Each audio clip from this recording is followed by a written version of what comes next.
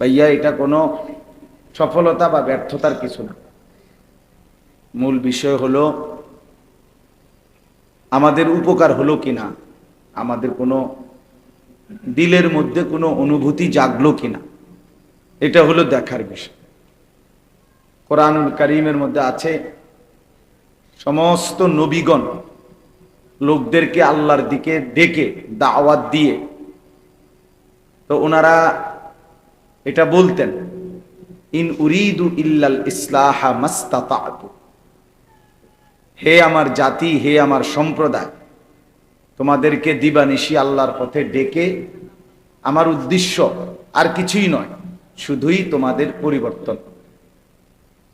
ইল্লাল ইসলাহ, শুধুই তোমাদের ইসলাহ, সংশোধন। মাস্তাতাতু, নবীরা বলতেন আমি আমার সাধ্যের সবটুকু দিয়ে, সামর্থ্যের সবটুকু দিয়ে তোমাদের পরিবর্তন চাই।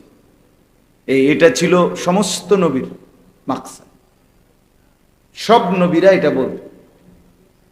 নবীরা বলতেন উবাল্লিগুকুম রিসালাতি রব্বি, হে আমার জাতি, আমি তোমাদের কাছে আমার রবের রিসালাত, বাণী পৌঁছাচ্ছি। নবীরা বলতেন আনা লাকুম নাসিহুন আমিন, হে আমার জাতি, আমি তোমাদের জন্য একজন বিশ্বস্ত উপদেশ দানকারী, শুধু তোমাদের কল্যাণ চাই, ভালো চাই, তোমাদের পরিবর্তন চাই, আল্লাহর সাথে জুড়বে, আল্লাহকে পাবে, আখিরাতের সন্ধান মিলবে, আল্লাহ তাআলার সাথে সম্পর্ক কায়েম হবে, এটাই স্বপ্ন আকাঙ্ক্ষা নবীদের ছিল। কোরআনুল কারীমের মধ্যে আছে বহু নবীর উম্মত নবীদেরকে বলতো যে তোমরা হচ্ছ বোকা, নির্বোধ। কোরআনে আছে নবীরা বলতেন ইয়া কওমি লাইসা বি সাফাহাতুন, হে আমার জাতি, আমি বাস্তবিক অর্থে বোকা নই, ওয়ালাকিন্নী রাসূলু রাব্বিল আলামিন, আসলে আমি আমার রবের রসূল, প্রেরিত, আমি বোকা না। কওমের লোকেরা বলতেন নবীদেরকে যে তোমরা পথভ্রষ্ট, তুমি নিজেই পথহারা। আমাদের উলামায়ে কেরামকে অহরহ অনেক ভদ্রলোক আছে যে হুজুররা বোকা, পশ্চাৎপদ, হুজুররা পেছনের দিকে নিতে চায়, হুজুররা প্রগতি বিরোধী,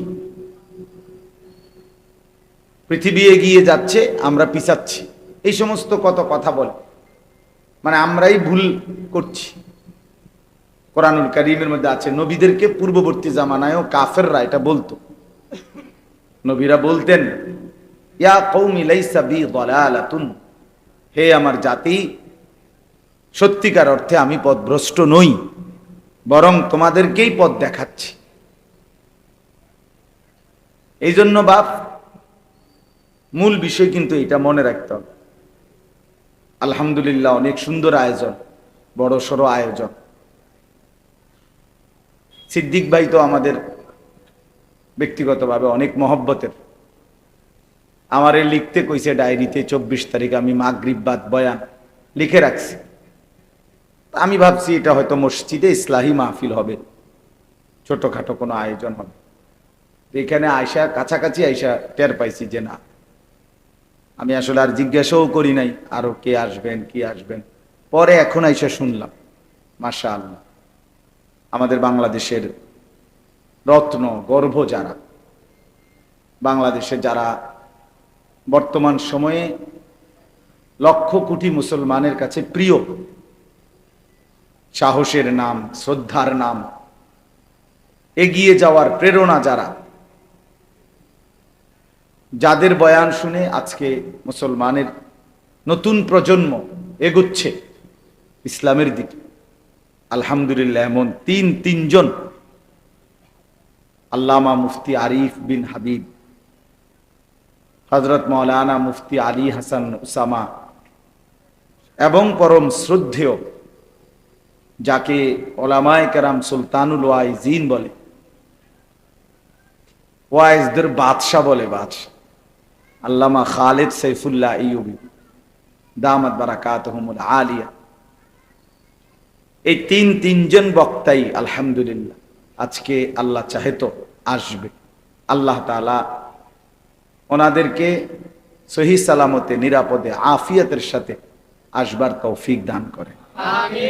এজন্য প্রিয় ভাই, গ্রহণ করার বড় সুযোগ, যদি মনোযোগী হয় অনেক উপকার। আল্লামা মুফতি আরিফ বিন হাবিব আমরা সবাই জানি, তিনি অনবরত বলতে থাকেন এবং তার প্রত্যেকটা কথাই, প্রতিটা আলোচনাই সবসময় দলিল নির্ভর, হাদিস নির্ভর। আল্লাহ পাকের কুদরতের এক নিদর্শন উনি। এই জামানাতেও কি পরিমাণ মেধা, স্মৃতিশক্তি! 1450 বছর পরেও রাসূলুল্লাহ সাল্লাল্লাহু আলাইহি সাল্লামের হাদিস কি পরিমাণ মুখস্থ করতে পারে কেউ, এটার একটা নমুনা উনি। একেবারে একটা মডেল, একটা নমুনা। এজন্য ভাইয়া সবার কাছে অনুরোধ, দয়া করে একদম মনোযোগ দিয়া বইসা আলাদা আলাদা চুপ থেকে আন্তরিকতার সাথে ধারাবাহিক ওলামায়ে কেরামের কথা শোনেন। বিশেষ করে নওজোয়ান ভাই, তোমাদের কাছে আমার অনুরোধ ভাইয়া, মোবাইলটা নিয়ে ব্যস্ততা কমা, একটু বন্ধ করো। এই হাতে ধরে ধরে মোবাইল যারা একবারে শেষ পর্যন্ত, আমার প্রিয় ভাই অনুরোধ করছি আমি, সব মিলাইয়া এখন থেকে মাহফিল যদি চলে ধারাবাহিক, তো নয়তো 3-4 ঘন্টা চলবে সব মিলাইয়া। এই 3-4 ঘন্টা জীবনের আমার একটা অনুরোধ, হাতের এই মোবাইলটা থেকে নিজেকে আলাদা করে ওলামায়ে কেরামের কথাগুলো শুনেন। ছেলেরা তোমরাও শোনো ভাই, ভালো হবে। মোবাইলটা হাতের মধ্যে থাকলে, এটা খসর খসর করলে, বারবার নাড়াচাড়া করলে, এটা নিয়ে একবার ছবি তুললা, একবার কিছুক্ষণ রেকর্ড করলা, আবার কিছুক্ষণ শুনলা, হবে না ভাইয়া। জিন্দেগির মধ্যে কোনো পরিবর্তনের মানসিকতা আসবে না, দিল নড়বে না, ভেতরটা নড়বে না। আর অন্তর না নড়লে পরিবর্তন হয় না। পরিবর্তন বাহ্যিক চাকচিক্য দিয়ে পরিবর্তন হয়, দিল নড়তে হয়, অন্তরের ভিতরে আফসুস আসতে হয়, হৃদয় নড়ে ওঠে। আল্লাহ যার পরিবর্তন চায়, আল্লাহ তাআলা যার ভালো করতে চায়, আল্লাহ তাআলা তাকে হেদায়েতের রাস্তা বাতলে দেয়। এই জন্য দয়া করে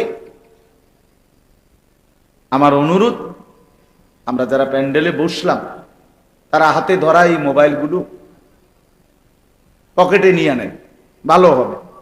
আপনি হাতে ধইরা রেকর্ড করার কোনো দরকার নেই। রেকর্ড করার জন্য কি পরিমাণ স্ট্যান্ড দেখছেন না, ডাইনে বামে। অতএব রেকর্ড করার জন্য ব্যাপক ব্যবস্থাপনা আছে। এই ছেলেরা, এরাও কিছু নওজোয়ান, এগুলা সারাক্ষণ কষ্ট করে, আলেমদের পিছনে পিছনে দৌড়ায়, বিভিন্ন মাহফিলে রাত দিন, বৃষ্টি গরম সব অপেক্ষা করে ছুটে ওলামায়ে কেরামের বয়ান রেকর্ড করে সারা পৃথিবীময় বাংলা ভাষাভাষী মুসলমানদের কাছে পৌঁছায়। যদি আল্লাহর সন্তুষ্টির জন্য করে, নেকির আশায় করে, ইনশাআল্লাহ এরা প্রত্যেকেই লাভবান হবে। এই জন্য ভাই আমার অনুরোধ, আমি তো যেহেতু আমরা কুমিল্লার, আমরা স্থানীয়, এই জন্য পরবর্তী তিনজন উপযুক্ত হক্কানি রব্বানি আলেম আসবার আগেই আমি আবার ভূমিকা স্বরূপ এই কথাগুলো বলে নিলাম। হই হুল্লোড় চিৎকার চেঁচামেচি না করে আন্তরিকতা নিয়ে ওনাদের বয়ান ইনশাআল্লাহ আমরা সকলেই মিলে শুনবেন। ঠিক আছে ইনশাআল্লাহ?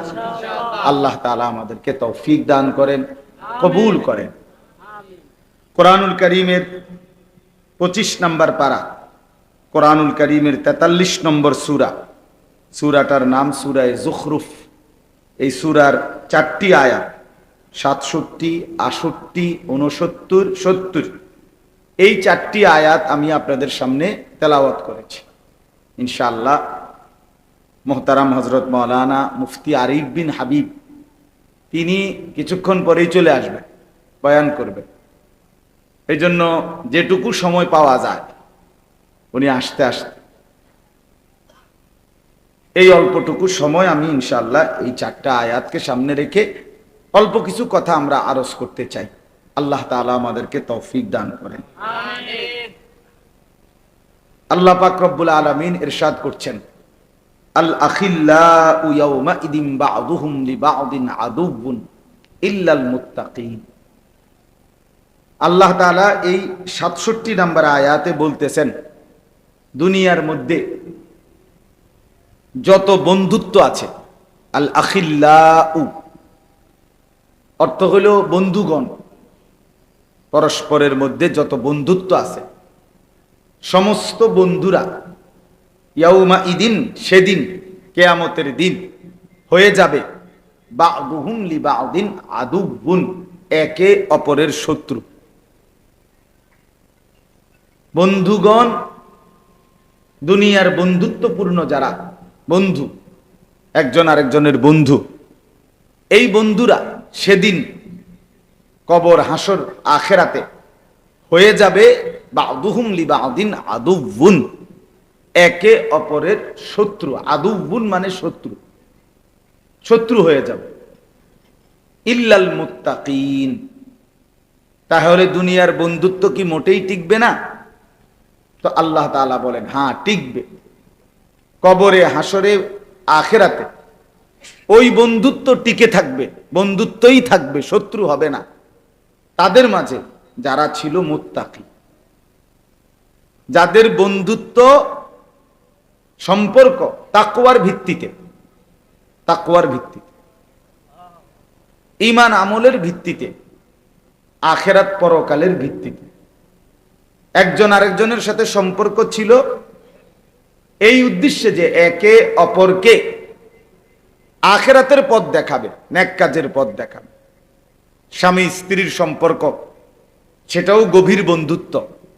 তো স্বামী স্ত্রীকে নেক কাজে, আখেরাতের বিষয়ে উৎসাহিত করে, স্ত্রীও স্বামীকে নেক কাজে উৎসাহিত করে, ঈমান আমলের, আখেরাত পরকালের দিকে সহযোগিতা করে। এই যে একে অপরের এই সহযোগিতা, তাকওয়ার সম্পর্ক, এটা আল্লাহ তাআলা বলেন এই সম্পর্কটা টিকে থাকবে কবরেও, হাসরেও, আখেরাতেও, জান্নাতেও। এরা বন্ধুই থাকবে,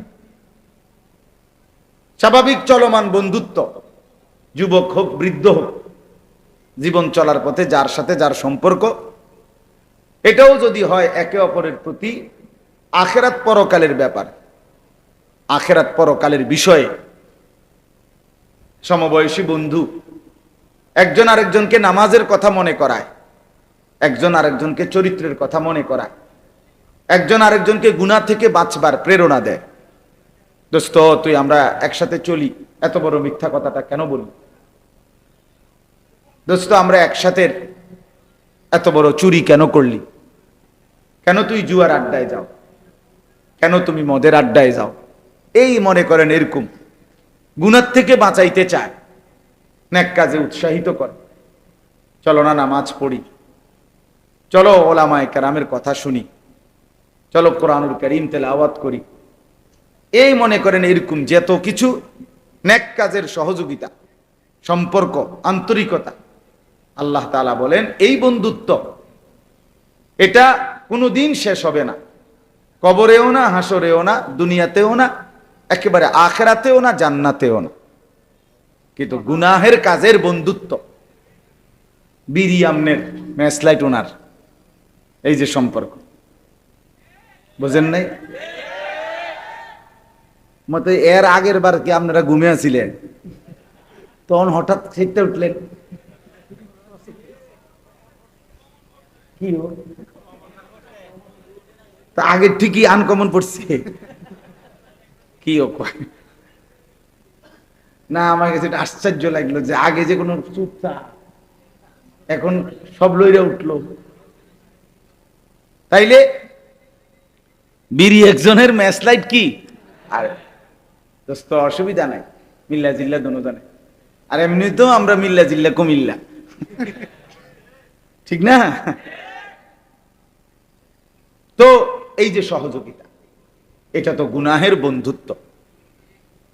হ্যাঁ, মোবাইল একজনের এমবি ঢুকাই দিছে আরেকজনে, কেন? দুইজনে মিলে উলঙ্গ ছবি দেখবে, নর্তকীর নাচ দেখবে, অশ্লীল দৃশ্য দেখবে।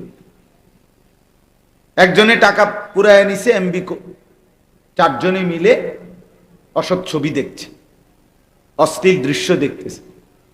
এই যে বন্ধুত্ব, মোটরসাইকেলের একজনের তেল ঢুকাই দিছে আরেকজন,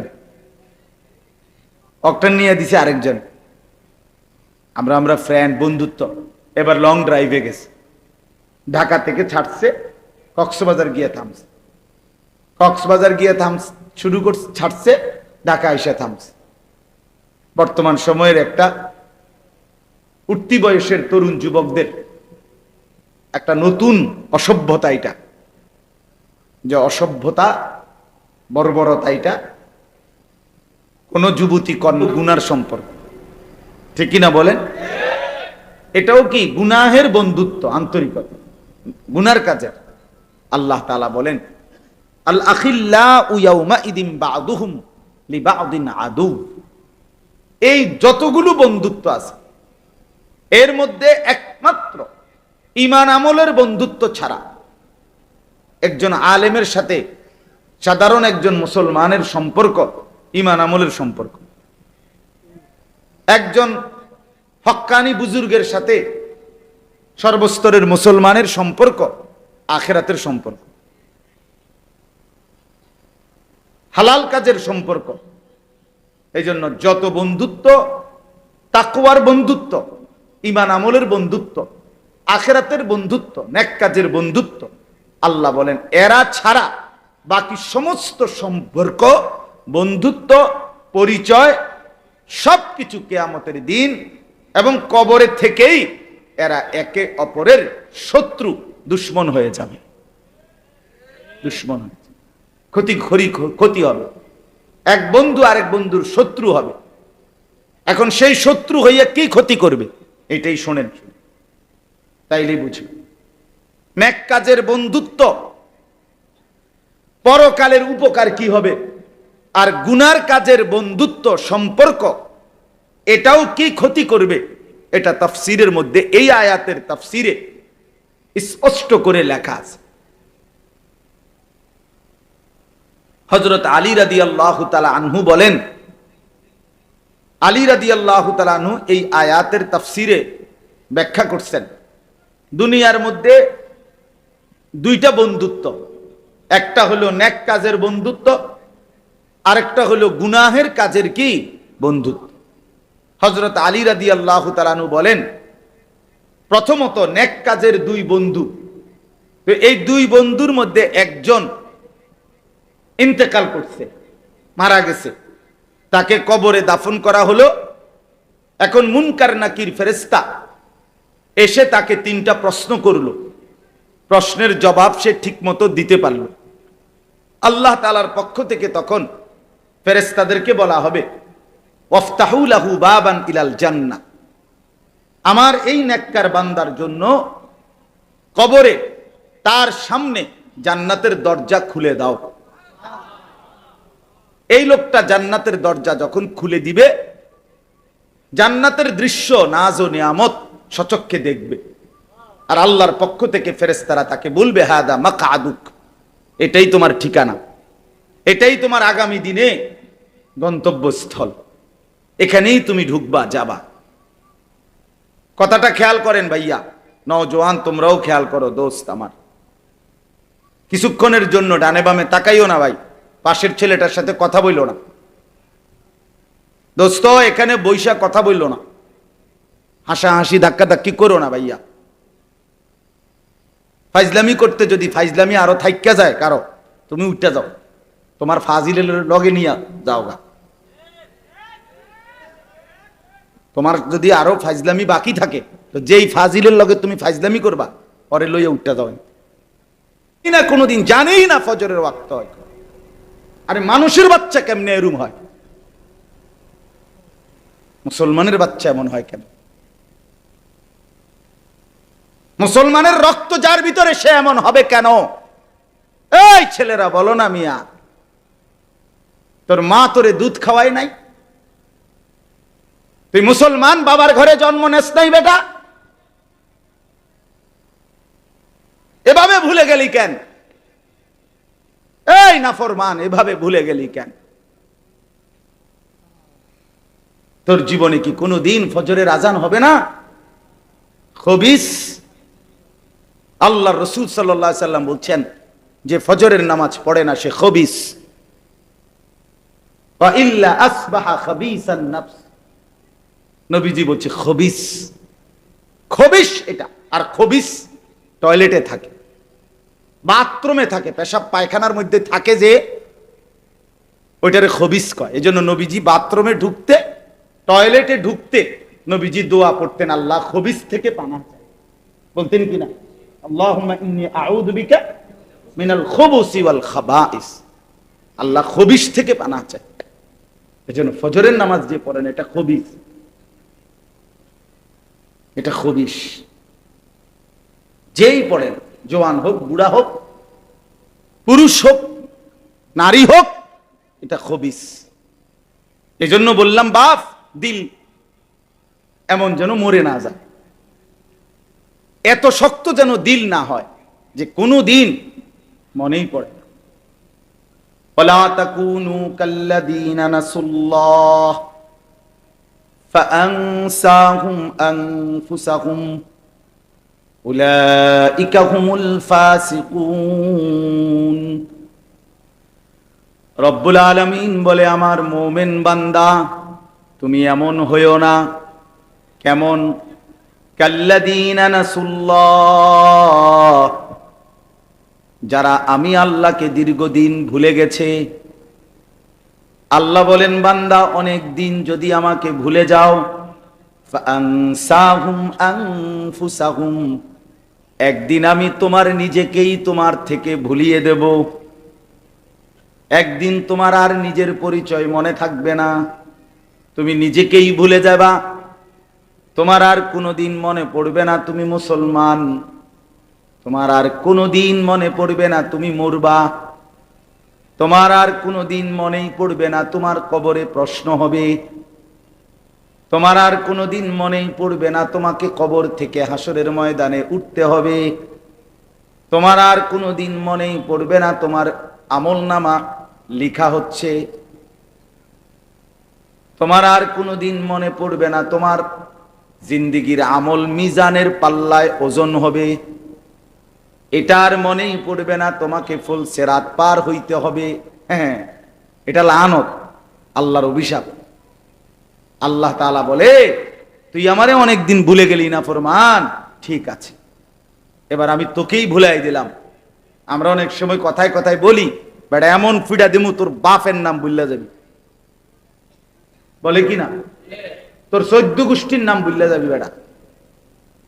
এ আল্লাহ বলছে, নাফরমান তুই আমাকে ভুলে গেলি না, 1 বছরও মনে পড়লো না, 6 মাসেও মনে পড়লো না, ঠিক আছে, আমি তোরে তোর আত্মপরিচয়, তোর বংশ পরিচয়, তোর রক্তের পরিচয়, তোর জন্মের পরিচয় ভুলে দেব।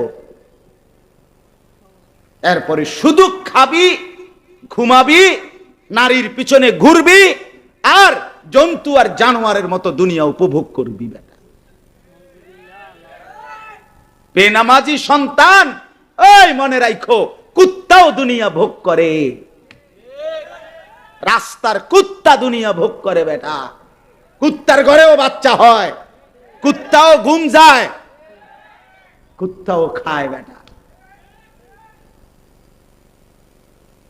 যৌন চাহিদা, যৌন চাহিদা কুকুরেরও পূরণ হয়। এটা আহামরি কিচ্ছু না, আহামরি কোনো বিষয় না। যৌন চাহিদা পূরণ হলো, পেটের ভোগ খাবার চাহিদা পূরণ হইল, লজ্জাস্থানের চাহিদা পূরণ হইল, খালাস, জিন্দিগি ফুর্তিতে। হ্যাঁ, এক এক ছেলে চলাফেরা দেখলেই বোঝা যায়, হিতের হিসাবে হইল যে আমার যেহেতু লজ্জাস্থানের যেই চাহিদা, নারী দেখে মজা পাওয়া, উলঙ্গ ছবি দেখে মজা পাওয়া, অশ্লীল দৃশ্য দেখে মজা পাওয়া, এটা যেহেতু অর্জন হইতেছে, আর কি আমার বাপের ইজ্জত আছে না নাই, মার ইজ্জত থাকে, আমার বংশের ধর্মের ইজ্জত আছে না নাই, এটা আমার দেখার বিষয়। আমার তো শাহওয়াত পূরণ হইতেছে, আমার তো শরীর চাহিদা পূরণ হচ্ছে।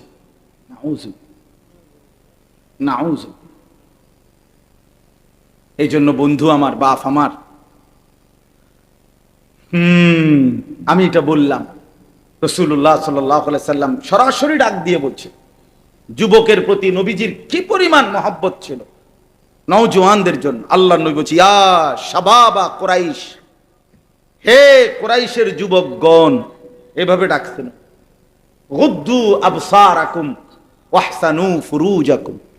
নবীজি বলছে, হে কুরাইশের যুবকগণ, তোমরা তোমাদের চোখ নিচের দিকে নামাও এবং তোমরা তোমাদের লজ্জাস্থান হেফাজত করো। যুবকদেরকে নবী, ইয়া শাবাবা কুরাইশ। নবী সাল্লাল্লাহু আলাইহি ওয়াসাল্লাম বলছেন, ইয়া মাশারাশ শাবাব, হে যুব সমাজ, এভাবে ডাক দিস।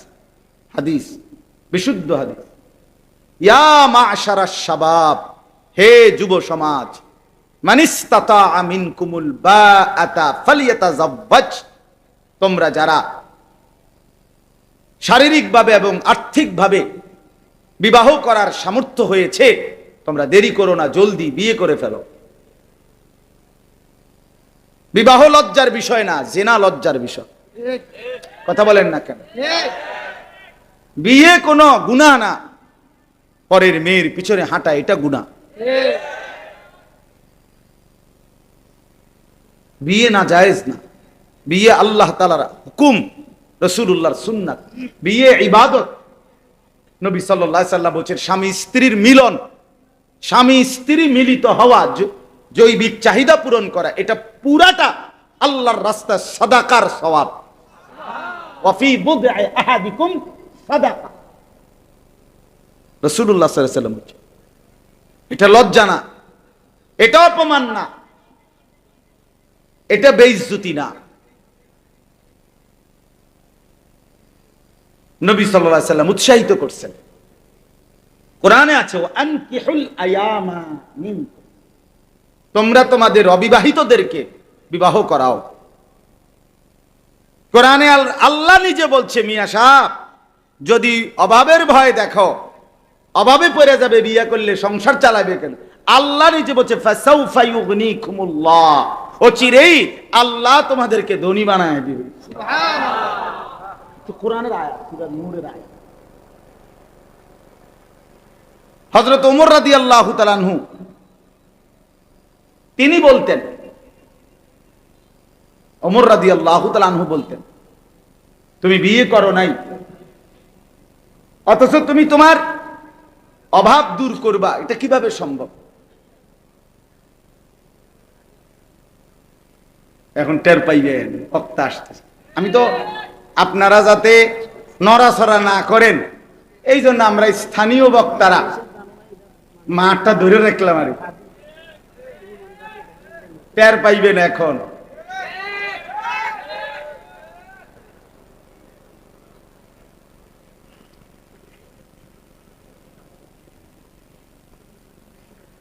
মাশাআল্লাহ, নাম বলার কোনো দরকার আছে নি?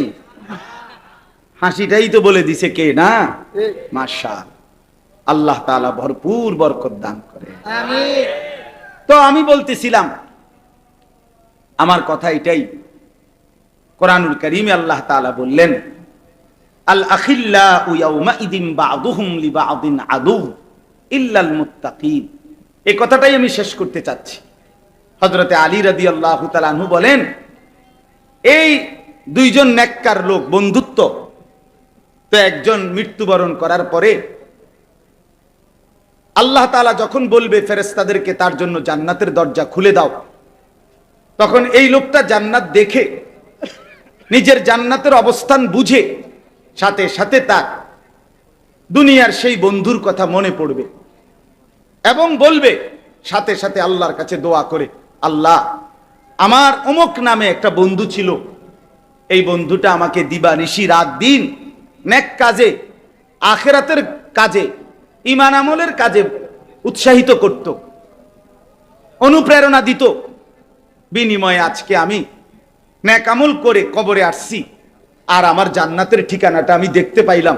আপনার কাছে ফরিয়াদ, আপনি আমাকে, আমার সেই বন্ধুটাকে মৃত্যু পর্যন্ত হেদায়েতের উপরে রাইখেন, এবং আমার মতো কবরেও এমন জান্নাতের দৃশ্য তাকে দেখাইয়েন। আল্লাহ তাআলা তখন সরাসরি বলবে এই কবরের বান্দাকে, হে আমার বান্দা, অচিরেই আমি তোমার সেই বন্ধুকে এই কবরে তোমার সাথে এমন অবস্থায় দেখা করাবো যখন তোমরা দুইজন, তুমি তোমার বন্ধুকে দেখে শুধু হাসবা, মোটেই কাঁদবা না। সাথে সাথে হযরত আলী রাদিয়াল্লাহু তাআলা আনহু বলেন, দুনিয়ার মধ্যে যেই দুই বন্ধুর মধ্যে সম্পর্ক ছিল গুনার সম্পর্ক, নাফরমানের সম্পর্ক, ওই যে বললাম বিড়ি একজনের, ম্যাচলাইট আরেকজনের, মনে আসেনি? মোটরসাইকেলের একজনের অকটেন ঢুকাই দিছে আরেকজনে, মোবাইল একজন এমবি দিছে আরেকজন, এই যে সম্পর্ক। দোস্ত আমি আছি না, আমি থাকতে ফ্রেন্ড, বন্ধু বন্ধুর জন্য যদি আমরা কিছু না করতে পারি, আমার টাকা যদি তোর উলঙ্গ ছবি দেখার জন্য খরচই করতে না পারি, তোর মোবাইলে যদি এমবি দিতে না পারি, তা আমার বন্ধু কি আর? একসাথে চলি আমরা, তুমি জুয়া খেলবা, আমি টাকা দিতে পারতাম না, তাহলে আর ফ্রেন্ড হলাম কেন? বোঝেন না কথাটা? একসাথে তুমি চলি ফিরি, তুমি নেশা করবা, আমি টাকা দিতাম পারতাম না কেন? আমরা বন্ধু না? এই নাফরমানির বন্ধুত্ব। এদের দুইজনের একজন মৃত্যুবরণ করলো, কবরে গিয়ে প্রশ্নের জবাব দিতে পারলো না। আল্লাহর পক্ষ থেকে বলা হবে আমার নাফরমান বান্দার জন্য জাহান্নামের দরজা খুলে দাও।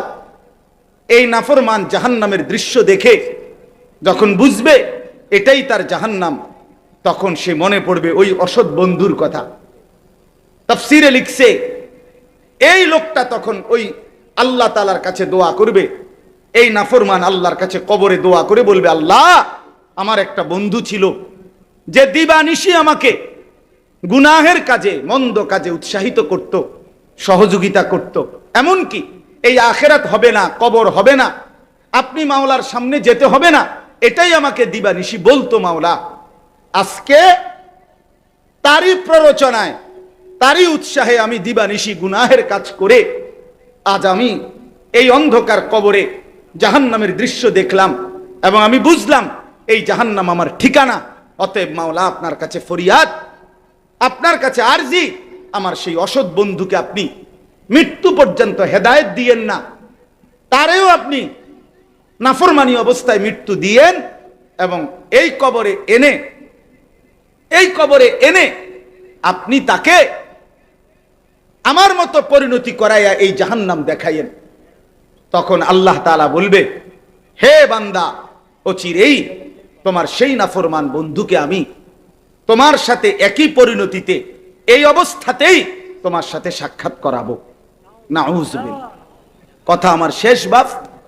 অতএব আজকের এই যুব সমাজ, নওজোয়ান সাথীরা, দোস্ত আমার, বন্ধু আমার, প্রিয় ভাই আমার এটা ফরিয়াদ, আমার এটা আহ্বান, তুমি নিজেও নষ্ট হইও না, তুমি কাউরে নষ্ট করো না, তুমি কাউরে চরিত্রহীন বানাইও না, তুমি কাউকে মদ, জুয়া, জিনা, ব্যভিচারের আড্ডায় নিও না, তুমি কারো জিন্দেগি বরবাদ করো না, আখেরাত নষ্ট করো না, বরং সবাই মিলে একে অপরকে নেক কাজের প্রতি উৎসাহিত করি।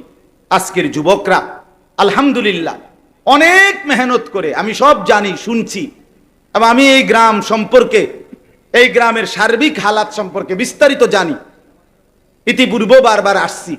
অতএব যেই যুবকরা, আজকে নওজোয়ানরা এত সুন্দর, বাংলাদেশের শ্রেষ্ঠ, আমি আগেই বলছি, আমাদের মোহতারাম হযরত মাওলানা মুফতি আরিফ বিন হাবিব, তিনি আসবার আগেই আমি যা বলার আপনাদের কাছে বলেছি। উপযুক্ত এই তিনজন প্রখ্যাত বুজুর্গ বর্তমান সময়ের সকলের শ্রদ্ধেয় প্রিয় আস্থাভাজন আলেমে দ্বীন, ওনাদেরকে এনে আনবার চেষ্টা করছে নওজোয়ান ছেলেরা। আল্লাহ তাআলা তাদের এই মেহনত, তাদের এই চেষ্টাকে সর্বোত্তম বিনিময় দান করেন।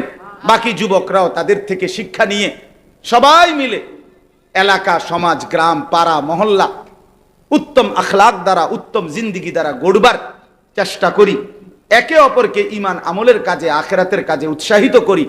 আল্লাহ তাআলা আমাদেরকে তৌফিক দান করেন, কবুল করেন। সকলেই বলেন আমিন।